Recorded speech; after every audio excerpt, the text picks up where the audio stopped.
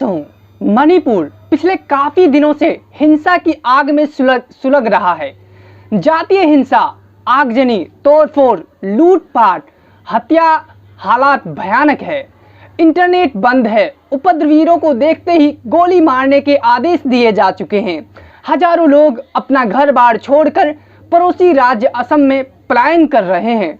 राजधानी इम्फाल से दक्षिण में एक 63 किलोमीटर पर स्थित चुरांदपुर जिला हिंसा का केंद्र बना हुआ है। केंद्र सरकार लगातार हालात पर नजर बनाए हुए हैं।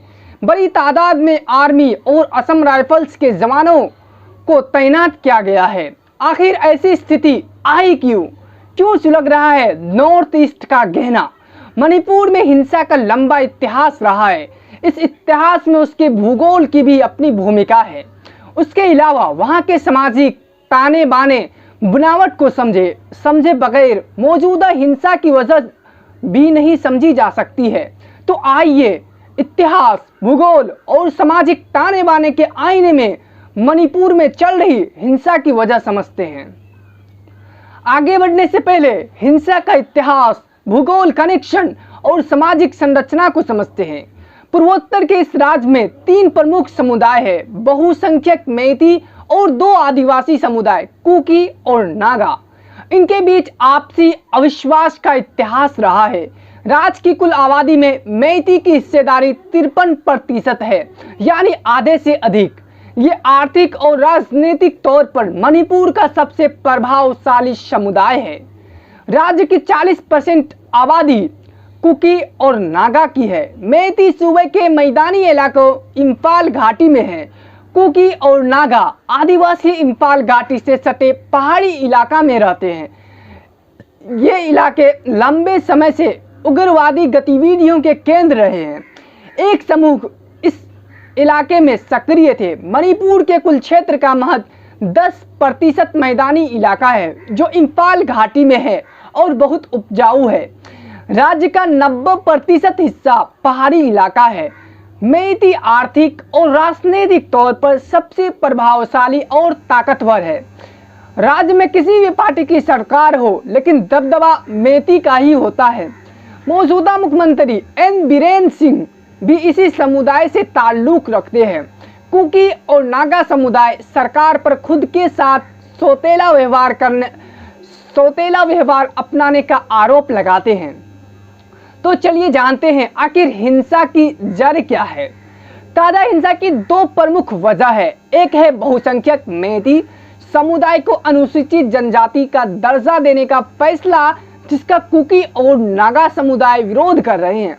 कुकी और नागा समुदाय को आज़ादी के बाद से ही आदिवासी का दर्जा मिला हुआ है। और दूसरी वजह है गवर्नमेंट लैंड सर्वे।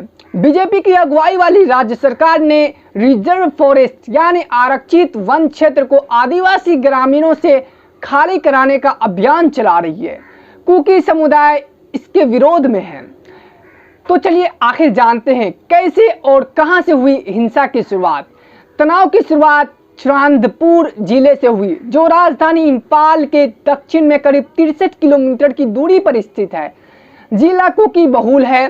पिछले हफ्ते the indigenous tribal leaders forum ने गवर्नमेंट लैंड सर्वे के विरोध में 28 अप्रैल को चुरांदपुर में 8 घंटे बाद का ऐलान किया था। संयोग से 28 अप्रैल को चुरांदपुर में 8 घंटे बंद का ऐलान किया था। संयोग से बंद वाले दिन ही मुख्यमंत्री एन बीरेन सिंह का जिले में कार्यक्रम भी था। वह चुरांदपुर में न्यू लमका टाउन के सदावना मंडप में रैली के साथ साथ एक ओपन जिम और पीटी स्पोर्ट्स कॉम्प्लेक्स का उद्घाटन करने वाले थे। लेकिन 27 अप्रैल की रात को ही भीड़ ने मुख्यमंत्री के कार्यक्रम वाली जगह पर जमकर तोड़फोड़ कर दी। कुर्सियों को आग के हवाले कर दिया गया। जिस ओपन जिम और स्पोर्ट्स कॉम्प्लेक्स का उद्घाटन होना था, वहां तोड़फोड़ और आगजनी हुई।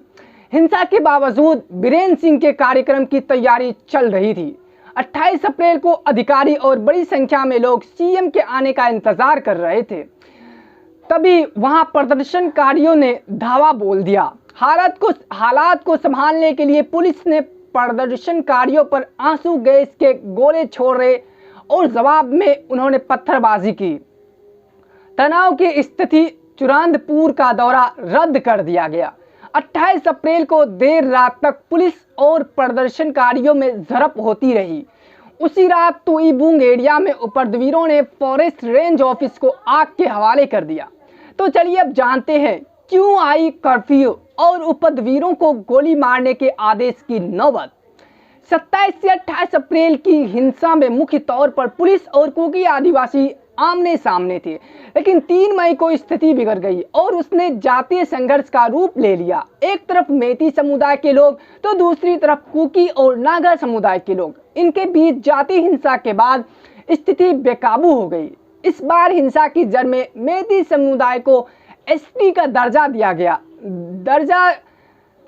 दिए का फैसला था। इसके खिलाफ कुकी और नागा आदिवासियों ने 3 मई को राज्य के सभी 10 पहाड़ी जिलों में ट्राइबल सॉलिडेरिटी मार्च यानी आदिवासी एकत्र यात्रा निकालने का ऐलान किया। मार्च का आयोजन all tribal student union Manipur ATSUM ने किया। इस दौरान हिंसा भिड़क गई, जिसको देखते ही देखते जातीय संघर्ष का रूप ले लिया।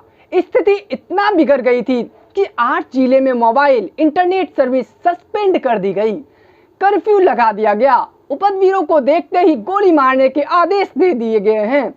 हालात को काबू में करने के लिए पुलिस के साथ साथ आर्मी और असम राइफल्स को उतार दिया गया है। फ्लैग मार्च कर रहे हैं, लेकिन हत्या, आगजनी, पुलिस और सुरक्षा बलों पर हमले, लूट की घटनाएं अब भी हो रही है। अब तक करीब 20,000 लोग राज्य से पलायन कर चुके हैं। तो चलिए जानते हैं आखिर मेती को एसटी का दर्जा देने का मसला क्या है। बहुसंख्यक मेती समुदाय से जुड़े कुछ संगठन लंबे समय से अनुसूचित जनजाति का दर्जा देने की मांग कर रहे हैं। समुदाय से आने वाले कई विधायक भी खुलेआम इस मांग का समर्थन कर रहे हैं। मेती समुदाय का कहना है कि बड़े पैमाने पर अवैध घुसपैठियों के आने की वजह से उन्हें समस्याओं का सामना करना पड़ रहा है। पिछले महीने मणिपुर हाई कोर्ट ने राज्य सरकार को आदेश दिया कि वह 4 हफ्ते के भीतर मेती समुदाय को एसटी का दर्जा देने की मांग पर केंद्र सरकार को अपनी सिफारिश भेजे। कुकी और नागा मेती को एसटी का दर्जा दिए जाने का कड़ा विरोध कर रहे हैं। तो चलिए अब जानते हैं आखिर मेती क्यों मांग कर रहे हैं एसटी का दर्जा। रोहिंग्या और अवैध बांग्लादेशी प्रवासियों का क्या है कनेक्शन। मेती बहुसंख्यक है, इसके बावजूद उनके अंदर असुरक्षा की भावना है। उनका कहना है कि बड़े पैमाने पर म्यांमार और बांग्लादेश से आने वाले अवैध प्रवासी वहां बस रहे हैं, जिससे डर सता रहा है कि उनकी संस्कृति पहचान खतरे में है। नॉर्थ ईस्ट इंडिया कंपनी की 1643 किलोमीटर सीमा म्यांमार से लगती है। आधिकारिक आंकड़ों के मुताबिक म्यांमार ने 52,000 के करीब शरणार्थी पूर्वोत्तर के राज्य में बसे हुए हैं। इनमें से मणिपुर में 7800 शरणार्थी हैं। ये तो वे हैं जिन्हें शरणार्थी का दर्जा मिला हुआ है। इसके अलावा भी बड़ी तादाद में म्यांमार और बांग्लादेश से आए अवैध प्रवासी मणिपुर में बसे हुए हैं। मेती संगठनों का दावा है कि म्यांमार और बांग्लादेश के बड़े पैमाने पर अवैध प्रवासियों की वजह से उन्हें समस्याओं का सामना करना पड़ रहा है। तो चलिए जानते हैं आखिर लैंड सर्वे से कुकी समुदाय में क्यों नाराजगी है। कुकी समुदाय राज्य सरकार की तरफ से कराए जा रहे लैंड सर्वे से नाराज है। ये सर्वे चुरांदपुर खोउपुम प्रोटेक्टेड फॉरेस्ट इलाके में किया गया था। प्रोटेक्टेड फॉरेस्ट रीजन करीब 490 वर्ग किलोमीटर क्षेत्र में है और ये चुरांदपुर, विष्णुपुर और नौनी जिले में फैला हुआ है। कुकी समुदाय लैंड सर्वे का विरोध कर रहा है और उसकी मांग है कि सरकार 1966 के उस आदेश को रद्द करे जिसमें आदिवासी इलाके को प्रोटेक्टेड रिजर्व फॉरेस्ट यानी आरक्षित वन घोषित किया है। उनका कहना है उसके जरिए उनसे उनका जंगल छीना जा रहा है। तो चलिए अब जानते हैं आखिर आरक्षित वनों से आदिवासियों को बेदखल करने के अभियान से कैसे बढ़ा तनाव। मणिपुर में सरकार ने प्रोटेक्टेड फॉरेस्ट से ग्रामीणों को निकाल रही है। इसके लिए लैंड सर्वे हो रहा है और आरक्षित वनों से लोगों को निकालने का अभियान चलाया जा रहा है। कुकी और नागा समुदाय इसे खुद को जंगल से बेदखल किए जाने के रूप में देख रहे हैं। फरवरी में चिरांदपुर जिले के ही सोंगजन गांव में सरकार ने रिएक्शन ड्राइव चलाया था। वहां प्रोटेक्टेड फॉरेस्ट एरिया में रह रहे लोगों को उनके घरों से बाहर कर दिया गया। गांव वालों ने तब आरोप लगाया था कि उन्हें पहले से कोई नोटिस नहीं दिया गया था। बीजेपी की अगुवाई वाली सत्ताधारी गठबंधन में शामिल कुकी पीपल अलायंस ने भी सरकार के इस अभियान को अमान्य बताते हुए निंदा की थी। पिछले महीने यानी मार्च में कुकी समुदाय के सबसे बड़े संगठन कुकी इनपी मणिपुर ने जंगलों से ग्रामीणों को बाहर निकलने के अभियान के खिलाफ मोर्चा खोल दिया। उसने उसके खिलाफ शांतिपूर्ण रैली बुलाई थी, लेकिन कंग पोकपी जिले में ये हिंसक हो गई।